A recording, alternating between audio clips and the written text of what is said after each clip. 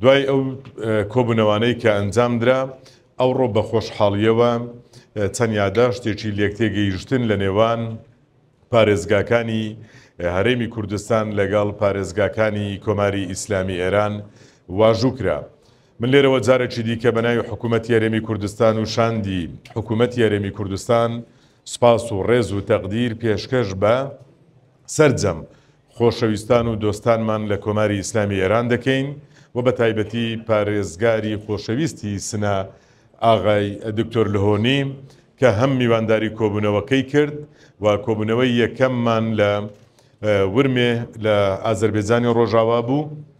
کۆبوونەوەی دووەممان لە هەولێری پایتەختی هەرێمی کوردستان بوو، کۆبوونەوەی سێمیش لە سنە بوو وەکو دوێنێش بەڕێز جەنابی پارێزگاری سلێمانی ڕایگەیاند میوانداری کۆبوونەوەی چوارەم لە ساڵی داهاتوو ئیشاڵە لە شاری سلێمانی خۆشەویست دەبێتن. خی گەورە پشتیوان بێتن ئەو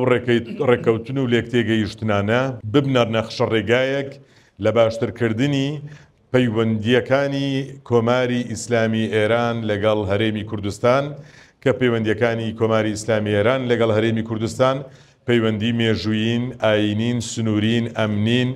و هەروەها ئابوورین، کللتورین، فەرهەنگین و هەموو بوارەکانی ژیان لەخۆ دەگرێت، تەنانەت پەیوەندی کۆمەڵایەتی خەڵکی هەردوو وڵاتە.